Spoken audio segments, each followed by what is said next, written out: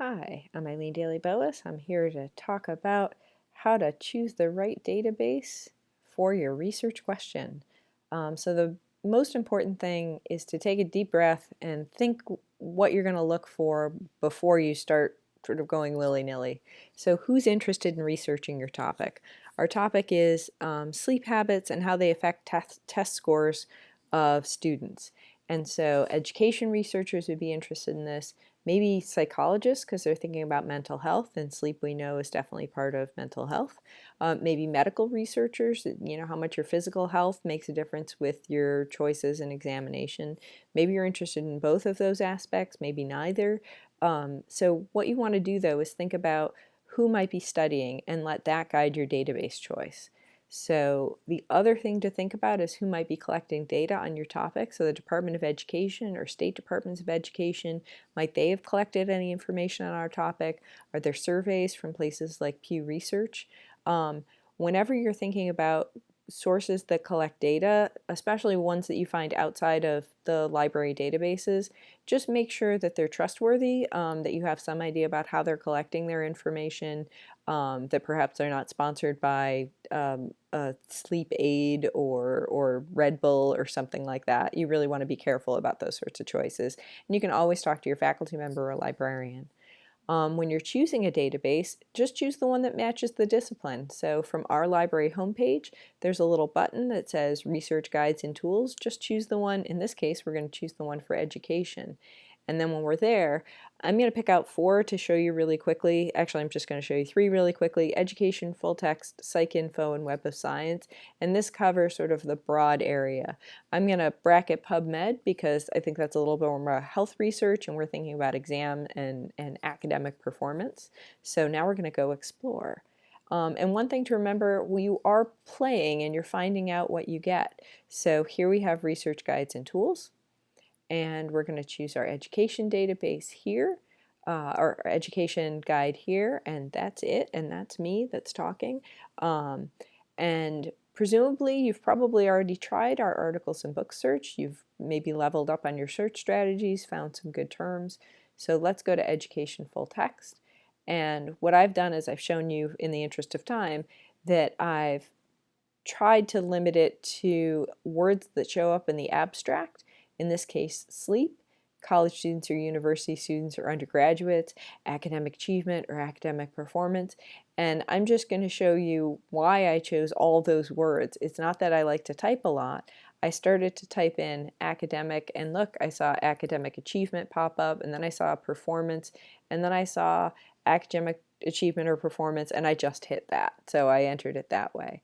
And now I'm going to search for, see what comes up. And the one thing I notice is we only get 18, and I haven't even limited by year. So one of the things I'm thinking is maybe this isn't the right database for me, but we'll check. And so we look really quickly. Student stress, inventory, stress manifestations. I didn't have anything in my question about stress.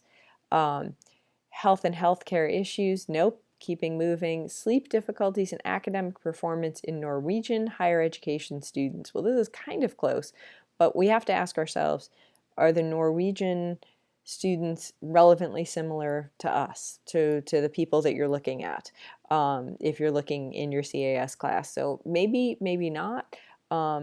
It looks like they've got sleep disorders here, so maybe not. Using mindfulness. Okay, we're at mindfulness and we really wanted sleep habits affecting test scores. Let's move on. So the next one we have is psych info. And what I wanted to show you really quickly is because this is the gold standard. So if you study anything in psychology, you're going to be looking in psych info. Sometimes psychologists and psychiatrists use terms that we're not familiar with to explain maybe average everyday things. So I like using the thesaurus. And what I'm going to use this for is, I know I'm interested in academic performance. Let's see what they call it. How do they classify it? Oop, it's not performance here, it's achievement, motivation, academic achievement prediction. What I'm going to do is I'm just going to kind of click everything that looks likely. Maybe academic failure, because if they don't do well on tests, maybe academic overachievement. Maybe academic underachievement. Okay, I'm just going to add those, and I'm going to add them with or so that I don't have to have something that fits all of those terms, just at least one of those. And then I'm going to add the word sleep. And in this case, I'm going to leave it blank for now, see what comes up. We can put it in the abstract. It's actually, let's do that. What that's going to do is just limit so we really know that they're interested in it. And it's like, oh, Eileen, you forgot about college students, right? So let's modify our search. Look for peer-reviewed things. Let's look for, we'll do after 2008. How about that? And so one of the things we want to do then is, what's great about PsycInfo is we can choose what kind of thing we're looking for, what method, the supplemental data, the language. And in this case, what I'm going to choose is young adulthood, because if we've got academic performance and sleep in people 18 to 29, that's probably going to mean college and graduate school. So let's see what we get. So we get 20 items. Again, that's not as many as I'd like. And the first one is post-concussion screening for childhood adversity. And then, oh, this looks pretty good, right? Evening chronotype and sleepiness predict impairment in executive abilities and academic performance. So if we're not sure if this is good, we're going to click on the preview. This study was to aim sleep-related factors. And this is high school students. So then you have to ask yourself, is this the sort of group that we're interested in? Cognitive ability seems certainly relevant. So if we're interested, we're going to hit find text. Maybe we check out the references to see other studies that might have been done that this researcher thought about. Can you snooze your way to an A? Complex relationship between sleep, autonomic activity, well-being in medical students. It feels like we're getting closer, but medical students, are they relevantly similar? That's up to you.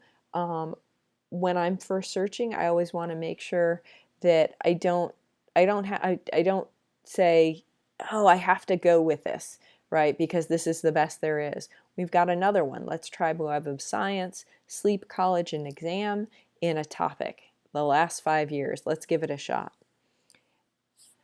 University students sleep during exam period, the role of basic psychological needs and stress. That seems pretty good. Let's check it out. During exam periods, they did a study, university students, before, during, and after an exam. That seems great. Chronic sleep reduction associated with academic achievement and study concentration in higher ed. That seems great. Sleep and final exam performance in introductory physics. This seems really interesting. Let's look at that full text, because this seems like exactly what we were thinking of. Most physics instructors believe adequate sleep is important for students to perform well. Many instructors advise giving students to get plenty of sleep. And then they decided to find out how many hours they sleep the night before and how that would relate to their performance. That seems exactly like the thing that we're interested. So we download the PDF and we go. So remember, even though we started in education, then we went to psychology, the two places where we thought that's definitely a good bet, it turned out that the Web of Science that was a little more interdisciplinary pulled that in for us. So if you need any help, remember the education guide is here for you, as am I. And good luck with your studies, and have a good one.